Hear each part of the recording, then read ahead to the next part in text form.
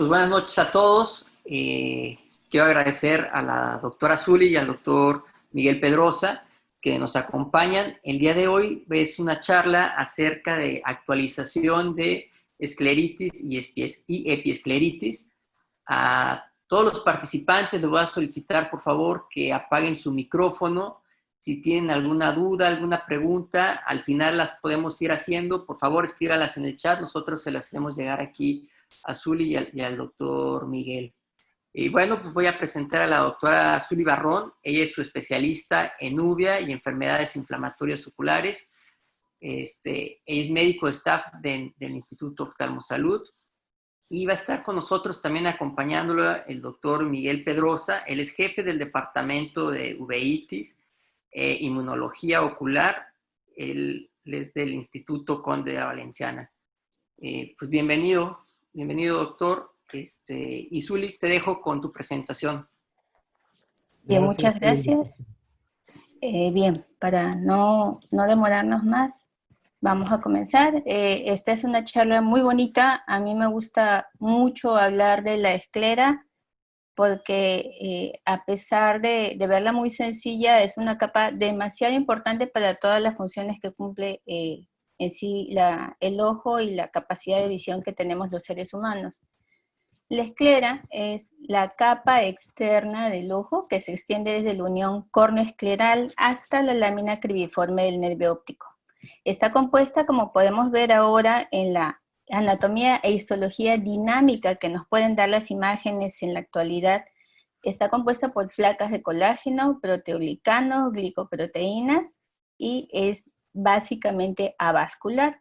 Recibe nutrición de la coroides y de la red vascular epiescleral a través de las anastomosis arteriales.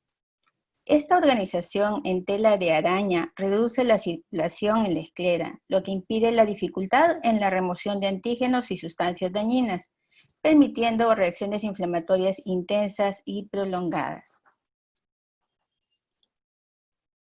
Entonces, la parte más superficial de la esclera, el tejido conectivo laxo, se puede decir, en donde se encuentran los vasos epiesclerales, los que contribuyen a la nutrición superficial de esta, se denomina epiesclera. Por encima de esta está el tenón y la conjuntiva, e inclusive es un poco difícil diferenciarlas. La inflamación de esta parte, de esta capa tan superficial de la esclera, se denomina epiescleritis.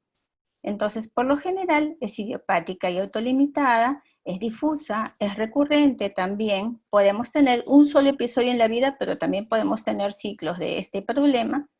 Y por lo general, cuando es nodular, la vemos más prolongada y a su vez un poco dolorosa.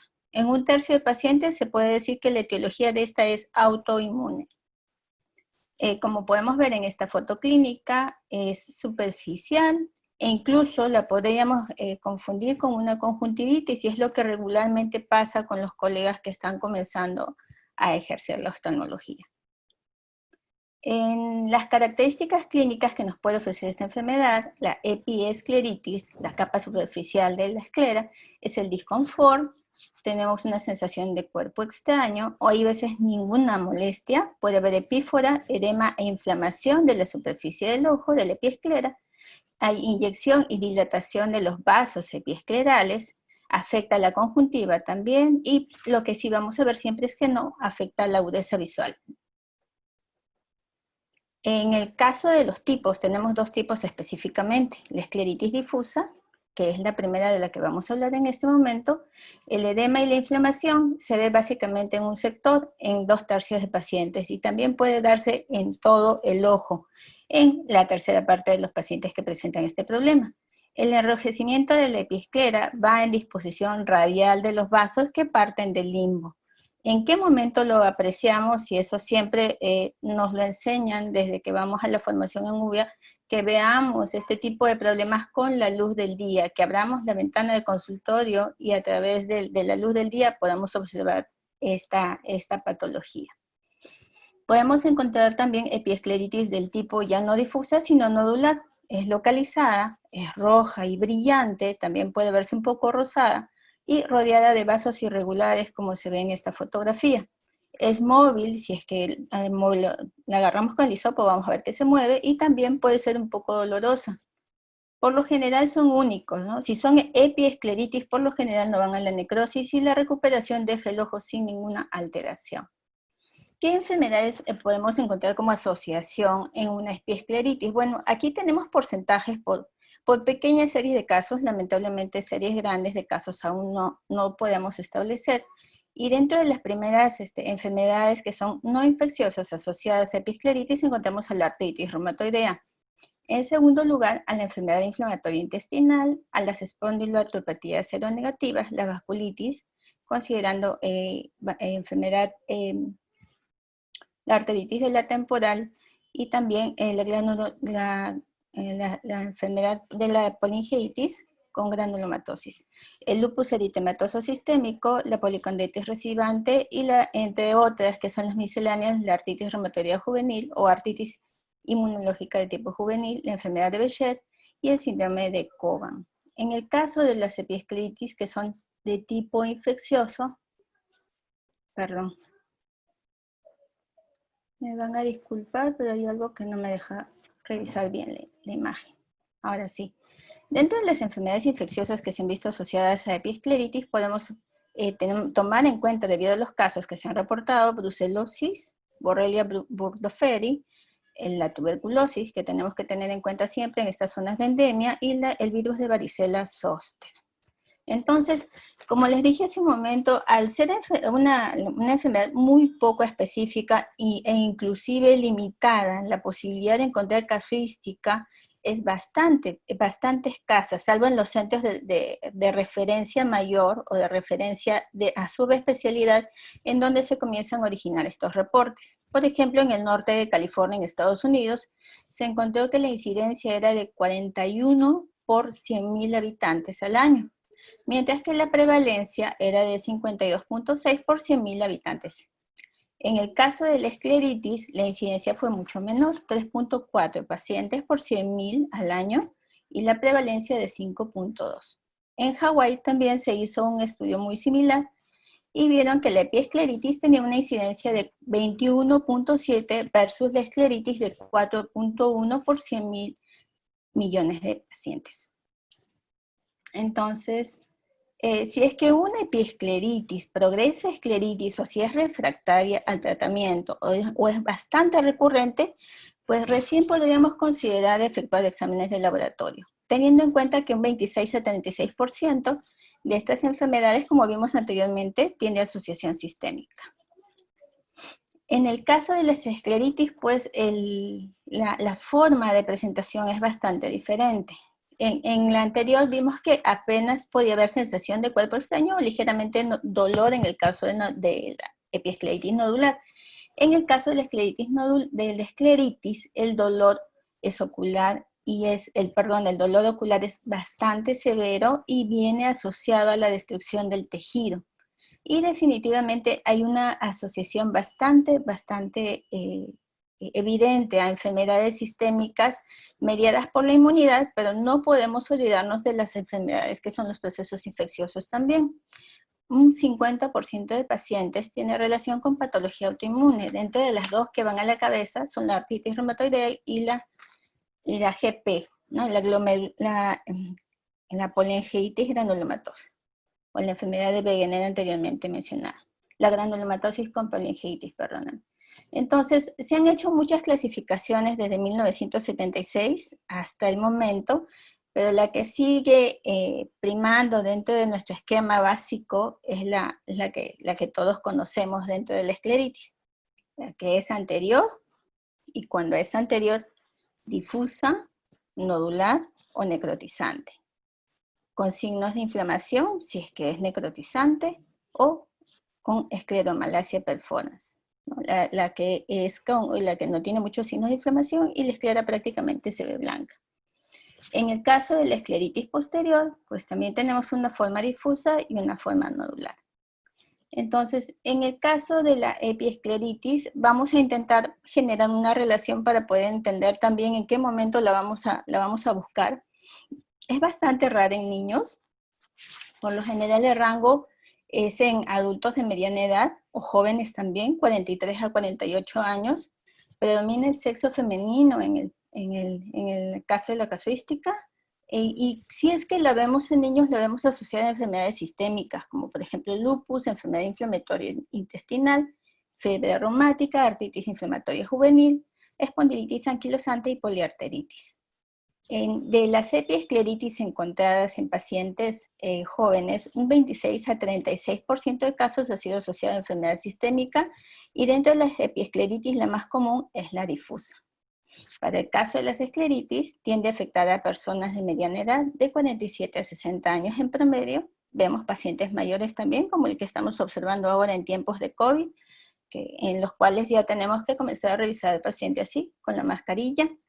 El sexo predominante otra vez es femenino, pero aquí no estamos viendo un paciente mujer, estamos viendo un paciente varón, y también tenemos que pensar que a pesar de tener de un 60 a 74% de prevalencia mujeres, pues también podemos encontrar pacientes varones, como este que vino a la consulta pues en estos tiempos de COVID. Y comenzamos a revisar la esclera, abriendo la ventana, y encontramos pues que ya tenía lesiones de escleritis necrotizante anterior y bastante dolorosas. Entonces, antes de saltarme, comenzamos por la escleritis anterior. Tenemos la variedad difusa, y como vemos en estas imágenes de tomografía, son vasos esclerales dilatados, bastante cerca, bastante juntos, pero con las fibras colágenas separadas. Aparentemente hasta ahora no hay licuefacción y no hay daño en realidad en el tejido, sino una separación y un aumento o un incremento en el porcentaje de agua en esta zona. También se pueden observar células inflamatorias según los cambios que se ven en la densidad del tejido. Cuando la escleritis pasa a la variante nodular, ya puede ser de grosor parcial o puede ser de grosor total. Las fibras columnares de la esclera se ven mucho más separadas, e inclusive ya podemos encontrar focos de calcificación o necrosis. Es por eso que comenzamos a observar líquido. Como aquí tenemos un nódulo escleral, vemos las fibras colágenas incrementadas en tamaño, podemos diferenciarlo de la conjuntiva, podemos diferenciar el tenón y podemos también encontrar un poco de epiescleritis, pero aquí el problema está básicamente en la esclera. Entonces, se ha intentado buscar o estandarizar los grados para poder entendernos y para poder generar publicaciones que puedan ser comprensibles, y eso es lo que siempre se hace en uveitis. Se intenta estandarizar, y este es un artículo que se hace para poder manejarlo de acuerdo a la aplicación de fenilefrina al 10%. Encontramos que son mínimos los trazos si es que colocamos la solución de fenilefrina al 10%, una gotita en cada ojo, y vemos que el ojo cambia de color inmediatamente, ¿no? Y prácticamente lo vemos normal. Y vemos más abajo que 0, cuando no, en realidad lo vemos que cambia y se blanquea completamente. Pasamos a una cruz cuando todavía vemos el enrojecimiento difuso. Pasamos a 2 cruces cuando vemos ya que se mantiene o la zona nodular o la zona difusa casi con el mismo color. Pues en el grado 3 no cambió nada prácticamente, y en el grado 4 pues a colocarle la gotita no va a provocar mucha diferencia, porque inclusive ya estamos viendo adelgazamiento escleral y ya estamos pudiendo observar, además de la lámina fusca, los indicios de coloides o de uvea. Entonces, como les dije hace un momento, no podemos olvidarnos a pesar de tener una patología casi en el blanco del tema sistémico mediado por la inmunidad, no deberíamos olvidarnos del tema infeccioso, y de repente ese es el punto que yo quiero que quede bastante pendiente el día de hoy. De un 4 a 10% de pacientes que encuentren con escleritis deberían de pensar en que pueden ser infecciosos. No son muchos, pero son muy importantes en manejar. ¿Por qué? Porque son pacientes que ya pasaron por una cirugía, y nosotros vemos muchos de estos en la consulta. O tuvieron un trauma o tuvieron una queratitis infecciosa que se ha comenzado a extender. De estos pacientes con escleritis infecciosa, un 45% son bacterianos. Y si es que tienen una escleritis endógena, pues realmente va a nosotros, a nuestros ojos, va a parecer que es mediada por la inmunidad. Entonces, eso nos va a llevar, o nos tiene que hacer pensar que el manejo de la escleritis infecciosa no necesariamente es de inicio manejado con el tema de con la farmacología de los corticoides. Entonces, un 75% de estos pacientes con antecedente quirúrgico fueron asociados a la cirugía de pterigio o a la vitrectomía con colocación de banda de silicona, ¿no? La banda externa. Entonces, esta infección fue la que terminó generando la escleritis. El promedio de presentación en una cirugía de pterigio fue hasta de 95.7 meses. Desde el día de la cirugía, imagínense cuánto tiempo más deberíamos de sospechar en que nuestra escleritis puede ser infecciosa. O en el caso de la banda de silicón, hasta 22 meses. En el caso de una cirugía de catarata, hasta 6 meses. En el caso de una vitrectomía, pues menos de un mes. Y en el caso de una cirugía de glaucoma, en las cuales hacemos la cauterización bastante amplia de la esclera, pues en la primera, prácticamente en los primeros días o la primera semana de la cirugía. ¿Cuáles son los patógenos que normalmente vemos en una escleritis infecciosa? Pues todos los que ven aquí, yo creo que los hemos leído, los conocemos, pero sí tengo que recalcar que hay un virus que normalmente puede tener como antecedente a nuestro paciente mayor. Recuerden que estamos hablando de la tercera edad, entonces no deberíamos de perder la noción de que el virus varicela zoster nos puede causar escleritis en estos pacientes. Y dentro de las complicaciones quirúrgicas, pues está la pseudomonas aeruginosa. Dentro de la patología autoinmune, debemos recordar, como ya se dijo hace un ratito, que la artritis reumatoidea va a la cabeza de estos problemas. Las vasculitis, como comentábamos hace un momento, el GP, las espondiloarteriopatías seronegativas, el lupus, la enfermedad inflamatoria intestinal, la policondritis recidivante, y dentro de la miscelánea, pues las arteritis de células gigantes, Behçet, sarcoidosis y la nefropatía por IgA. Y el síndrome de Cohen también por ahí va.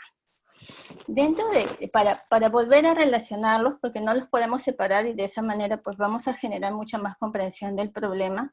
Cuando tenemos una epiescleritis, el dolor por lo general es bastante leve.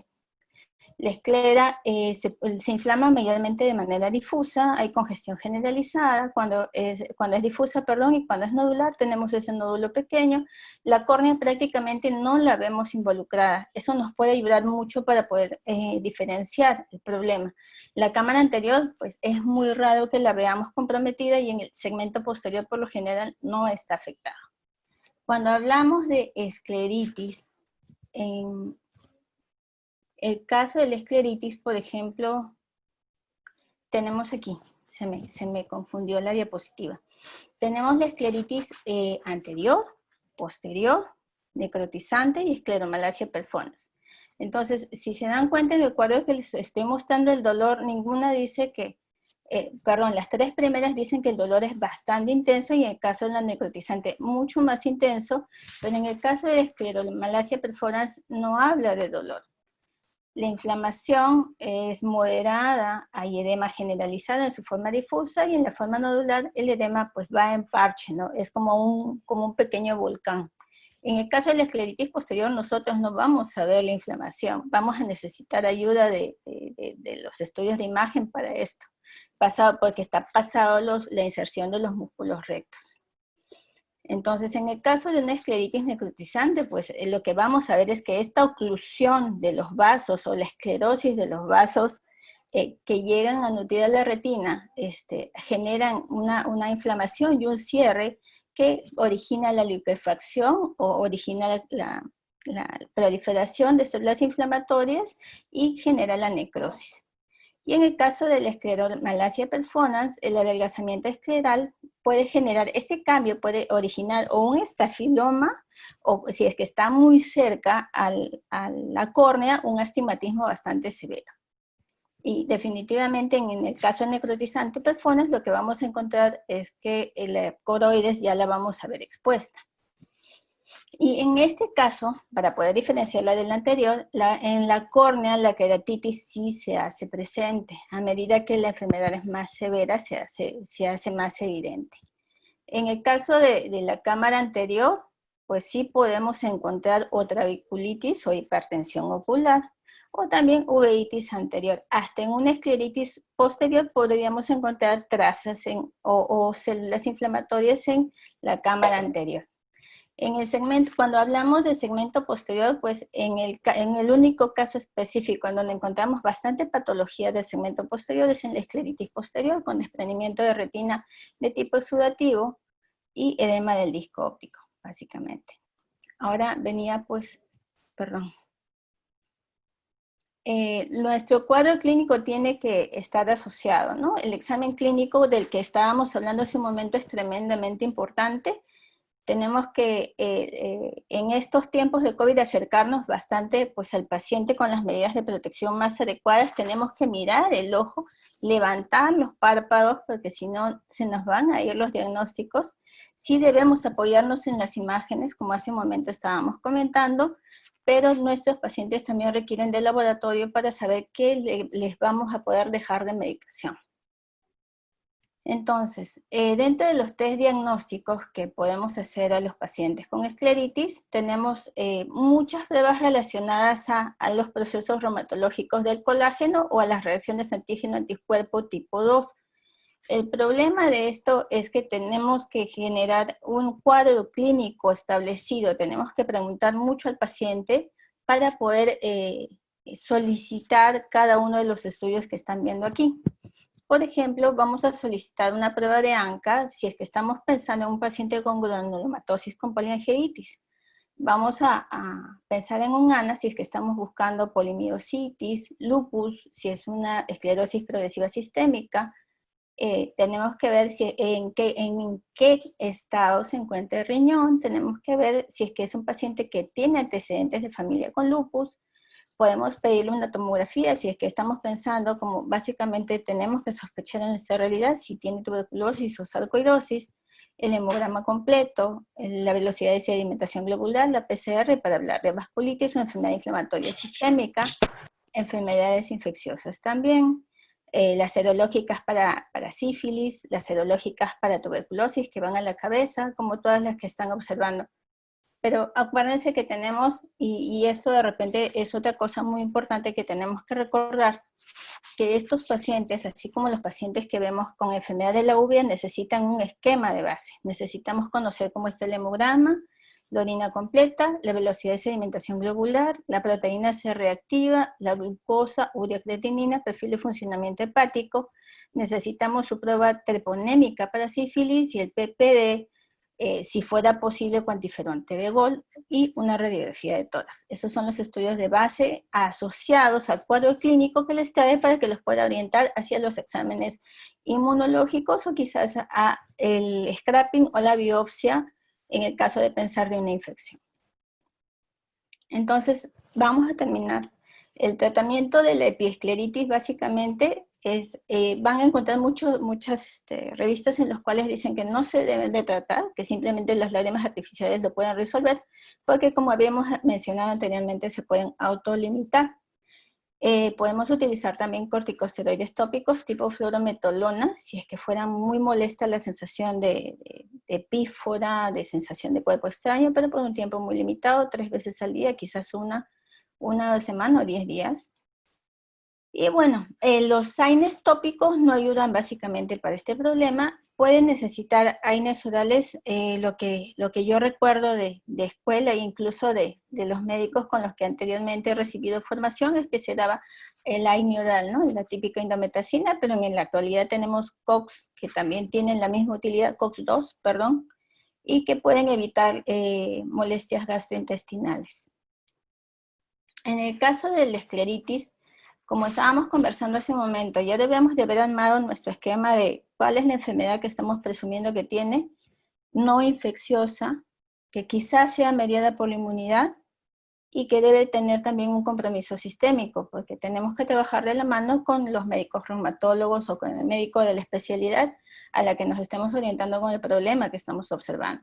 Podemos comenzar con un corticosteroide tópico, sí, pero no es lo que va a solucionar el problema, básicamente. Un AINE oral sí nos puede ayudar, tipo indometacina, tipo fluiperfeno, pero tampoco nos va a resolver el problema si es que el cuadro es sistémico, como les dije hace un momento. Respecto a la inyección subconjuntival de corticoide, yo no lo uso regularmente, me gusta asociar mucho la patología al problema sistémico y comenzar a tener un manejo multidisciplinario y lo que queda de inflamación quizás terminarlo de manejar de manera muy sutil. ¿Por qué? Porque si tenemos un problema de tipo infeccioso también en este paciente o tiene otras comorbilidades, pues se puede complicar. Se usa la triamcinolona, la de 40 miligramos por mililitro, de 2 a 8 gramos se puede infiltrar a nivel subconjuntival. En el caso del corticosteroide oral, pues tenemos la prednisona, 1 miligramo por kilogramo de peso, que podemos comenzar a utilizar hasta que el cuadro se controle. Y si es que el corticosteroide no lo podemos retirar, recién pasamos a la línea de los inmunosupresores como el metotrexato, la satioprina, el micofenolato de mofetilo. Si es que no son de ayuda, pasamos a la segunda línea, medicamentos como ciclosporina o los biológicos en este momento que están ayudando mucho, que son los anti-CD20 como rituximab y la ciclofosfamida, que bueno, la ciclofosfamida todavía pertenece al grupo antiguo de los medicamentos para controlar la inmunidad. En el caso de las escleritis posteriores, pues también podemos comenzar mientras se arma el laboratorio y se establece bien el problema, podemos comenzar con los AINES, ayudan bastante con el tema del dolor, pero no tienden a resolver completamente el problema. Sí podemos emplear la prednisona a 1 miligramo por kilogramo de peso en dosis de reducción semanal. También, si es que vemos que no va reduciendo el problema, utilizar el inmunosupresor oral. Tenemos otra vez nuestra línea de metotrexato, azatioprina, micofenolato, no juntos, quizás algunos sí combinados, pero ir valorando el cuadro metabólico del paciente. Recordemos que estamos utilizando medicamentos que comprometen la producción no solo de linfocitos T, de linfocitos B, sino también células que van a formación de todo nuestro, sobre todo generan toxicidad hepática. Pero mañana no vas a comprar mi pollo. Y con la inmunosupresión también que podamos generar. Tenemos también de apoyo la ciclosporina y los medicamentos anti-TNF, que son la terapia biológica que ya se está usando para este tipo de problemas, y los shifts o los cambios que nos puede dar cuando no podemos controlar esto, pues la ciclofosfamida nos ayuda bastante, sea consumida de manera oral o en bolos. Entonces, ante una escleritis necrotizante, que es la que más nos asusta, creo que cuando llega la consulta, pues tenemos que otra vez generar ese esquema, ¿no? De si es infeccioso, no es infeccioso, si va asociado a una patología, porque nosotros solos no vamos a poder controlar el proceso sistémico. Sí podemos ayudarlo de inicio con un corticoide oral, inclusive con un bolo de metilprednisolona, o el ciclo de bolos de metilprednisolona asociada a ciclofosfamida. Se utiliza bastante la ciclosporina según sea la enfermedad, y el anti-CD20 está sirviendo bastante para los cuadros de escleritis necrotizante. Muy bien, eso es todo lo que creo que voy a compartir el día de hoy. Muchas gracias.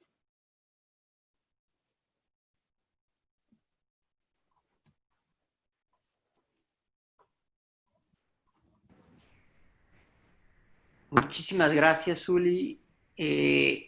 A ver, vamos a empezar a ver las preguntas. Aquí los invito a que vayan escribiendo. También está por aquí el doctor Luis Izquierdo. Doctor. Hola, hola Zuli, Miguel, muchas gracias por la participación. Una pregunta de parte mía, el uso de pulsos de metilprednisolona en estos casos de, por ejemplo, más de escleritis, con que realmente ya piensen que es algo inmune, ¿está indicado, no está indicado? ¿Qué es lo que primero harían? Bueno, voy a tomar la palabra. Zuli, ¿quieres contestar? No, doctor, comience usted. Primero el jefe. Sí, doctor Izquierdo. Realmente, sí, claro, están indicados. Tenemos que pensar en el tratamiento de la escleritis como un problema de desafío en el diagnóstico y en el tratamiento. Entonces, de primera instancia, como lo mencionó Zuli, tenemos que empezar con los antiinflamatorios no esteroideos por vía oral y de ahí demostrar la causa de la escleritis sería el primer paso para iniciar un tratamiento de inmediato sistémico, ¿no? Por ejemplo, en el caso de una escleritis muy agresiva en un paciente con necrosis de la esclera, con una queratitis ulcerativa periférica, por supuesto que de inicio deberíamos o debemos empezar con esteroide intravenoso, con los pulsos intravenosos de esteroide, 1 gramo cada 24 horas durante 3 días o hasta 5 días inclusive, seguidos por bolos también de ciclofosfamida. Podemos hacer ambos tratamientos desde el inicio si ya contamos con el diagnóstico de la entidad por un lado y si ya descartamos una enfermedad infecciosa sistémica. Tenemos que recordar que el paciente puede ser PPD positivo, puede tener antecedentes de contacto tuberculoso frecuente en nuestro país, también frecuente en Perú, por ejemplo, y entonces debemos cubrirlo con antibiótico antes de iniciar un pulso intravenoso de inmunosupresión, de preferencia, ¿no? Entonces, el pulso intravenoso está indicado, doctor, en una gran cantidad de escleritis. Perfecto. Otra pregunta, en caso, ¿cómo sospechan de una escleritis posterior y cuál es el mejor método para poder saber que está ahí? ¿Qué método de diagnóstico podrían utilizar? ¿Quieres contestar, Zuli? Sí. Sí, claro, doctor. Perfecto. Muchas gracias. En el caso de la escleritis posterior, pues los síntomas visuales ya son mucho más preponderantes. El paciente nota una baja visión que va en progreso sin respuesta. También va asociado a un dolor bastante intenso. No lo vamos a mirar, pero cuando veamos el fondo de ojo, pues nos va a llamar la atención encontrar pliegues en la coroides, encontrar de repente un desprendimiento de tipo seroso, difuso, y observar si es que ha tenido antecedentes de infecciones o de reacciones o de antecedentes previos o de alguna enfermedad infecciosa previa. Entonces, el diagnóstico que nos orienta, o mejor dicho, la evaluación que nos orienta mucho de inicio y de repente de fácil acceso al oftalmólogo es la ecografía. Entonces, como por ahí en alguna de las diapositivas, pues les mostré el signo predominante, que es el signo de la T, que nos va a indicar el engrosamiento de la coroides, el engrosamiento también de la esclera y quizás una efusión coroidea. Y lo otro que vamos a observar, ¿no? Es ese espacio que queda entre la esclera y la conjuntiva lleno de líquido que genera el signo de la T. Yuli, aquí hay una pregunta respecto a la escleritis posterior. ¿Cuánto tiempo vas tratando esa escleritis posterior con corticoides, sobre todo cuando tiene una buena respuesta? Bueno, el tratamiento con corticoides puede llegar hasta tomar 6 meses, pero el tema es si es que lo vas a combinar con un medicamento que ahorre el uso de los esteroides en caso de que no vaya reduciendo la cantidad de medicamento que necesitas para controlarlo. Como ya aprendí del doctor Pedrosa, el utilizar los corticoides en realidad es un arte.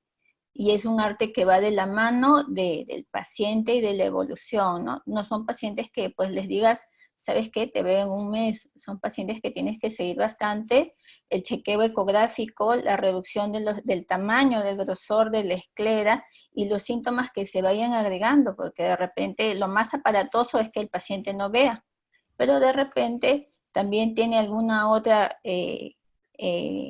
o algún otro síntoma que te va a orientar hacia dónde tienes que llevar el problema y que no necesariamente lo veas solo, sino en compañía, como ven las preguntas, que también tengas que tener al reumatólogo a la mano. Okay. Sí, estoy de acuerdo. Es importante tomar el curso de la enfermedad con la respuesta al esteroide, pero de preferencia debemos dar un tiempo de 2 a 3 meses el esteroide con dosis de reducción semanal desde 80 miligramos como dosis máxima en cada paciente, ir reduciendo 10 miligramos cada semana hasta llegar a 20 miligramos, y a partir de 20 miligramos ir reduciendo 5 miligramos cada semana. Es importante considerar, como lo menciona Zuli, que cuando bajamos de 20 a 15 o de 15 a 10 miligramos, podemos tener una recaída de la enfermedad. Si para ese tiempo ya tenemos el diagnóstico sistémico, si es que lo hay en las posteriores, iniciamos el tratamiento inmunosupresor indicado para esa entidad. Pero una gran cantidad de posteriores son idiopáticas. Entonces, podemos llegar al control de la escleritis posterior con esteroides totalmente, sí lo podemos hacer, y podemos tener espacios de no recurrencia por mucho tiempo en estos pacientes, y cuando viene una recurrencia ya debemos considerar, aunque no sea una enfermedad sistémica definida, ya debemos considerar inmunosupresión. ¿De acuerdo? Por un lado, si mejoró el paciente, inmunosuprimir después del control, pero si hay una recaída al bajar la dosis, ahí pensar en adicionar de inmediato un inmunosupresor para un control adecuado del problema en la esclera posterior. Ok, doctor, y una pregunta, y en caso de que, por ejemplo, hay un paciente con una obesidad mórbida, ¿cuánto podría ser la dosis máxima de corticoide que se podría administrar? Se recomienda no más de 80 miligramos por peso, ¿no? O sea, es muy difícil el manejo en pacientes arriba de 100 kilos, de 120 kilos, pero ya tenemos como una buena experiencia no pasar de 80 miligramos. Tal vez la reducción se alarga o se lleva más lentamente hasta cada 15 días como máximo la dosis, paso a paso, pero preferimos no pasar 80 miligramos. Ok. Sí. Hay autores que indican incluso un límite de 60 miligramos como dosis máxima, por ejemplo, ¿no? Nosotros hemos visto que con 80 miligramos es buena la respuesta y podemos lograr un control del paciente. Okay. Luis, ¿quieres ir leyendo con nosotros las preguntas? Claro. Mira, ahí dice, ¿en qué casos no se debe dar corticoides tópicos en el tratamiento de la escleritis? Me parece muy buena pregunta. Sí. Y mi opinión es que en ningún caso es recomendable usar esteroide tópico. Sin embargo, sí se recomienda en el caso de que haya una uveitis acompañante muy importante en el proceso inflamatorio de la esclera.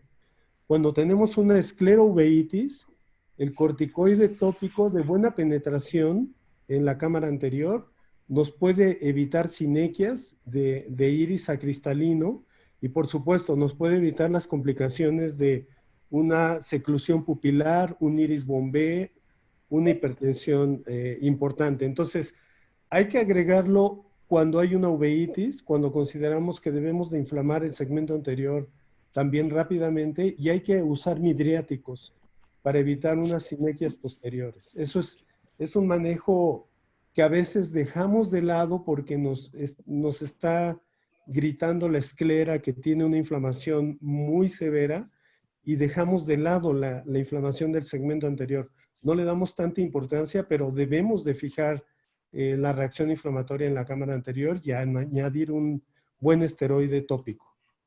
Sí se recomienda en ese caso. ¿Cuándo vamos? Adelante, adelante. Sí, Claro, no, yo le quería comentar, agrego a eso debido a que el corticoide tópico no va a resolver el problema de esclera si es que tiene una artritis o tiene un proceso inflamatorio severo que tenga que ver con el cuerpo. Quien va a resolver el problema es el medicamento sistémico. Entonces, nosotros como oftalmólogos sí estamos adaptados a dejar el corticoide de primera mano, pero tenemos que acordarnos que si nuestro paciente viene con las manitos todas chuecas, o si de repente ya tiene un reemplazo protésico, o les dice que tiene lupus, por mucho que le demos corticoides, si es que no tiene las características de uveitis anterior que menciona el doctor, no estamos resolviendo el problema.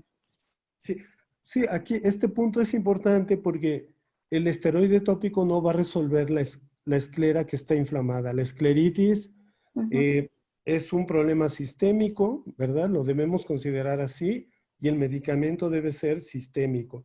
Lo tópico nos ayuda a la reacción inflamatoria en el segmento anterior. De igual manera, en las epiescleritis no recomendamos usar esteroides. Una epiescleritis a la cual empezamos a dar esteroides se vuelve esteroide dependiente y después es más difícil controlarla.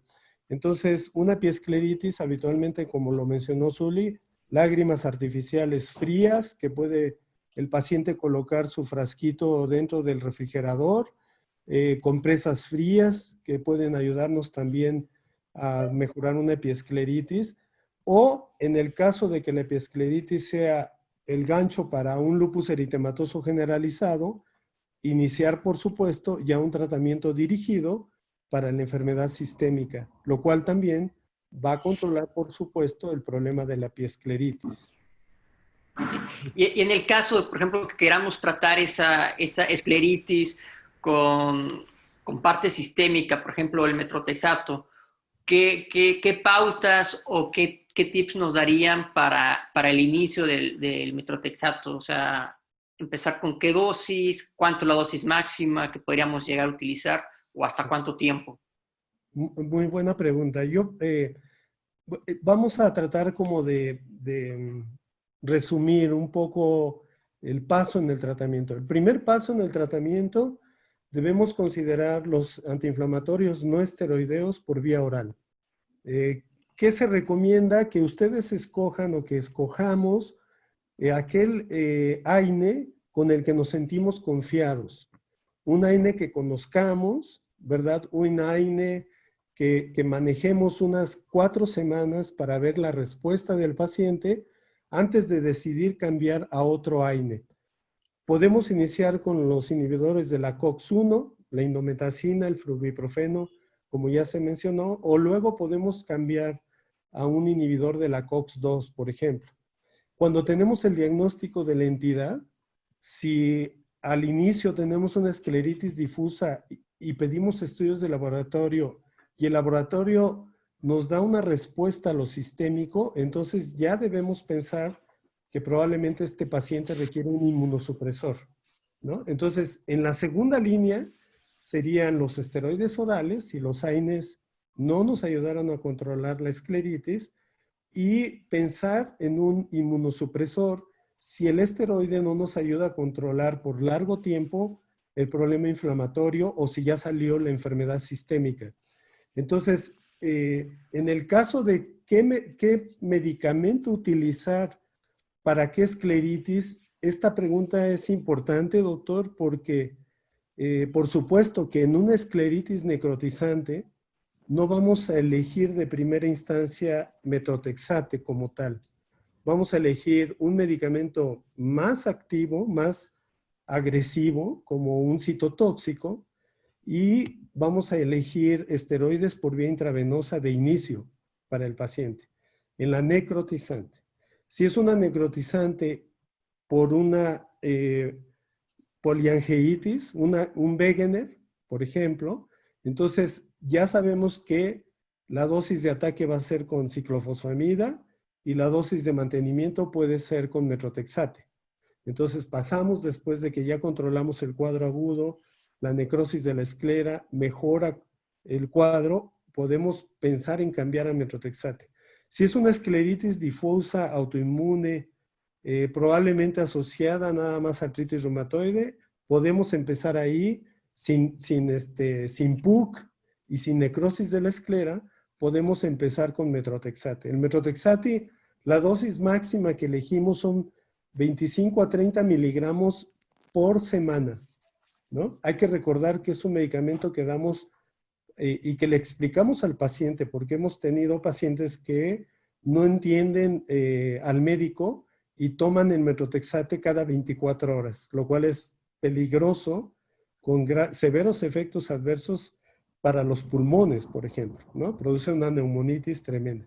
Entonces hay que considerar máxima terapia 25 a 30 miligramos semanales y de inicio 15 miligramos por semana. Esa es la dosis inicial en un adulto. Probablemente en un niño que vayamos a utilizar el metotrexate debe ser una dosis de 7.5 inicial o hasta 10 miligramos tal vez inicial, dependiendo de la edad del niño. ¿Sí? Esas son las dosis que usamos. Perfecto. Y, Mira, bueno, y tal vez me gustaría agregar algo que no hemos mencionado muy enfáticamente, es todos los exámenes de laboratorio previos al inicio de la inmunosupresión y los exámenes de laboratorio cada 2 semanas o cada 4 semanas después del inicio de del medicamento. Entonces recuerden que debemos descartar procesos infecciosos de primera instancia para poder utilizar. Debemos ver una biometría hemática para conocer el estatus general de todas las células del organismo. Debemos de ver un perfil hepático para ver cómo están los hepatocitos. Antes de iniciar el tratamiento, debemos descartar una infección urinaria subclínica con un simple examen general de orina. Y por supuesto, como son pacientes que requieren combinación de inmunosupresión con esteroides, debemos conocer si el paciente es diabético o no es diabético. Porque en cuanto empecemos a usar esteroides, vamos a alterar la glicemia y el paciente va a tener muchos problemas. Entonces, una vez controlado en laboratorio preoperatorio todos estos parámetros que mencionamos, posteriormente al inicio debemos checarlos otra vez. Debemos checar una infección urinaria subclínica, debemos checar nuevamente las enzimas hepáticas, la biometría hemática para ver los leucocitos y cuánto los estamos depletando y si realmente los estamos depletando a un nivel inmunosupresor, ¿de acuerdo? Cuidando que no se bajen hasta cierto punto, ¿no? Nunca permitir que bajen de 3,000 leucocitos en sangre. Eso es bastante propenso para una infección sistémica muy severa. ¿De acuerdo? Hay que tomar en cuenta esos puntos antes de iniciar los inmunosupresores y después de iniciarlos. Perfecto. súper bueno. Mira, una pregunta, Miguel. Ahí Sí. dice, y nos sucede, pues, muchas veces llegan estos pacientes ya con escleromalacias, ¿sí? ¿Cuándo está indicado un parche escleral en escleromalacia? Por el temor, pues, es que tú ves ahí ya la uvia que se está saliendo por diferentes lados. ¿Qué sugieres tú en esos casos? Sí, bueno, esta pregunta yo se la hice también muchas veces al doctor Foster y me dice el doctor Foster, dice, nunca te atrevas a tocarlos y si quieres ni los voltees a ver. ¿No? Nunca hay que tratar de parchar un Así paciente nomás. con una escleromalacia. Okay. Hay que dejarlo, hay que advertirle al paciente que el mínimo trauma en su ojo puede llevarlo a un vaciamiento, a una pérdida total o cosas de este tipo, ¿no? Entonces son pacientes que habitualmente, por supuesto, son pacientes con artritis reumatoide que ya no se mueven, están en su silla de ruedas, que tienen la uvea afuera, ya no tienen tejido escleral y que el mínimo trauma vacía el ojo, pero no podemos pensar en un parche. Es prácticamente imposible hacer un parche en un paciente de este tipo. Imagínense de dónde van a tomar el tejido para suturar o anclar el parche. Es imposible prácticamente. Entonces no hay que hacerles nada. A ver, gente, ¿algunas preguntas más están ahí? Sí, si nos podrían comentar sobre el ANCA, si sale negativo, aleja el diagnóstico, el qué porcentaje va a salir positivo o solamente compromiso ocular. ¿Alguna idea? Zuli, ¿quieres comentar? Sí, claro. El ANCA es un valor bastante importante porque dentro de las patologías como la escleritis necrotizante nos orienta mucho y nos da la confianza de poder utilizar medicamentos sistémicos de bastante intensidad, como estuvo hablando hace un momento el doctor, como los bolos de metilprednisolona asociados ya a la ciclofosfamida, incluso el uso de ciclosporina o en otras latitudes la terapia biológica. Nos orienta mucho, pero tampoco nos descarta el problema. La tasa de confiabilidad es muy alta, el porcentaje de sensibilidad también y de especificidad. Pero, ¿qué pasa si tenemos un paciente nefrópata que te dice que tiene una sinusitis crónica, que es bastante anciano, de 80 o de repente 85 años, y estás encontrando una escleritis necrotizante como las últimas tomas que te mostré? Si sale negativo, ¿no lo manejarías? Y eso es algo con lo que nosotros nos enfrentamos todos los días. Entonces, la clínica es la que nos va enseñando a manejar a un paciente, más que un diagnóstico de tipo laboratorial. Sí, es decir, que puede ser un paciente con granulomatosis con poliangitis o una asociada a vasculitis con ANCAs negativos. O sea, no hay que olvidar que el C-ANCA puede ser negativo en un alto porcentaje de pacientes, tiene a lo mejor un 10% de negatividad, y que eso no descarta que el paciente tenga una granulomatosis con poliangitis o otra enfermedad, sobre todo esta asociada a C-ANCA. Entonces debemos tratarlo al paciente, como dice Zuli, debemos tratarlo agresivamente si descartamos todo lo demás, aunque el ANCA nos salga negativo. Hay unas formas, como se ha mencionado desde hace mucho tiempo y como lo menciona el profesor Foster, que probablemente son granulomatosis con poliangitis altamente limitadas en el ojo, como lo menciona él. De hecho, vemos pacientes al revés, con escleritis necrotizantes, con PUC y con C-ANCAs positivos sin manifestaciones en vías respiratorias. Eso es algo que no sabemos por qué sucede, pero hemos tenido pacientes con titulaciones altísimas de C-ANCA, con manifestaciones esclerales y sin nada sistémico, pulmonar, renal, en ningún otro órgano necesariamente tiene que haber una manifestación. Entonces hay que tratarlo porque la clínica nos está diciendo que debe ser un tratamiento agresivo. Correcto. Bueno, pues ya vamos a dar cierre. Ya estamos por cuestiones de tiempo, ya estamos terminando. Les quiero informar a todos que esta presentación, este video se va a ir subiendo a la parte de la página web de Oftalmo Education, y no queda más que agradecer al doctor Miguel y a la doctora Zuli por estar aquí con nosotros. Sí, Miguel, muchísimas gracias, aunque sea verte así de forma virtual. Gracias a ti. De verdad, y bueno, y Zuli, excelente. Gracias a todos, y como dijo Chentes, esto se sube para Oftalmo Education. Gracias a todos. Gracias. Gracias a todos. Muchísimas gracias a todos por su tiempo. Gracias, gusto en verlos a todos. Hasta luego. Gracias, un abrazo. Muchas gracias. Saludos.